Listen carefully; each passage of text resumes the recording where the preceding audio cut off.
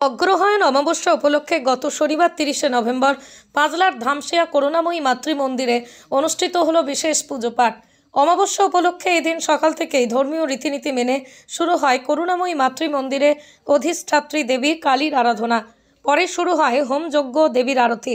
এদিন অগ্রহায়ণ অমাবস্যা উপলক্ষে শনিবার সকাল থেকেই ধামশিয়া করুণাময়ী মাতৃমন্দিরে ভিড় জমায় বহু ভক্ত। এদিকে মন্দিরে আসা সকল ভক্ত সাধারণের জন্য এক অন্নকূটের আয়োজন করে ধামশিয়া করুণাময়ী মাতৃমন্দির কর্তৃপক্ষ। আর অগ্রহায়ণ অমাবস্যায় এই বিশেষ পুজো পাঠ উপলক্ষে ধামশিয়া করুণাময়ী মাতৃমন্দিরের জ্যোতিষ ভারতীয় জ্যোতিষশাস্ত্র সোমনাথ ঘোষাল বলেন, আমাদের করুণাময়ী মাতৃমন্দিরে প্রত্যেক অমাবস্যাতেই বিশেষ হোম যজ্ঞ পুজো পাঠ হয়। সেই উপলক্ষ একটাই যে মায়ের চরণে আমাদের এই অগণিত ভক্তের মঙ্গল সাধন। এই যজ্ঞের উদ্দেশ্য হচ্ছে কলিতে বলছে কালিকাং জগতাং মাতা শোকদুঃখ বিনাশিনী বিশেষত কলিযুগে মহাপাতক হরণ। কলিযুগে যদি কেউ মা কালীর শরণাপন্ন হয়, যদি কেউ কালীর সাধনা করে এবং তার কালীর চরণ ধরে চলে, সেই করুণাময়ী দক্ষিণাকালীর চরণে আমরা আছি। আমরা যদি নিয়মিতভাবে প্রত্যেক অমাবস্যায় হোম যজ্ঞ পুজো পাঠ করি, তাহলে আমাদের যে কোনো সমস্যার সমাধান হবে এবং আমাদের কল্যাণ সাধন হবে।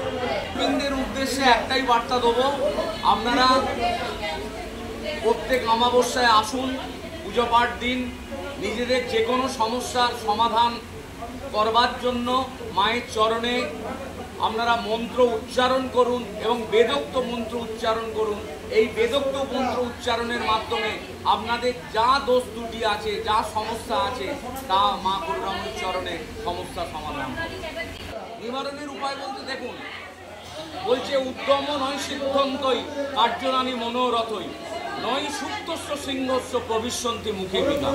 কোনো উদ্যম না থাকলে আমরা কার্য সমাধান করতে পারবো না। আপনাকে লাভ দিতেই হবে, যতই আপনি বনের রাজা হন, কিন্তু আপনাকে লাভ দিতেই হবে। তাই সেই লাভটা হচ্ছে মায়ের চরণটাকে ধরা।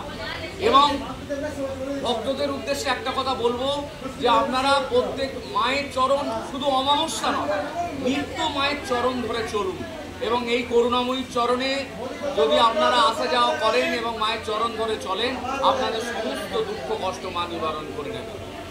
প্রত্যেক অমাবস্যাতেই বিশেষ পুজো হয়, তবুও আমার বলা উচিত কৌশিকী অমাবস্যা, ফলহারিণী অমাবস্যা, দেয়ালি অমাবস্যা, তার আগে বলা ভালো মহালয়া অমাবস্যা।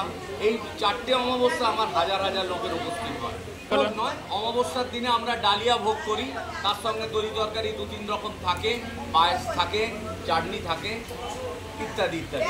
500-600 তো করবেই। আমার নাম সোমনাথ ঘোষাল, জ্যোতিষ ভারতী জ্যোতিষ শাস্ত্রী।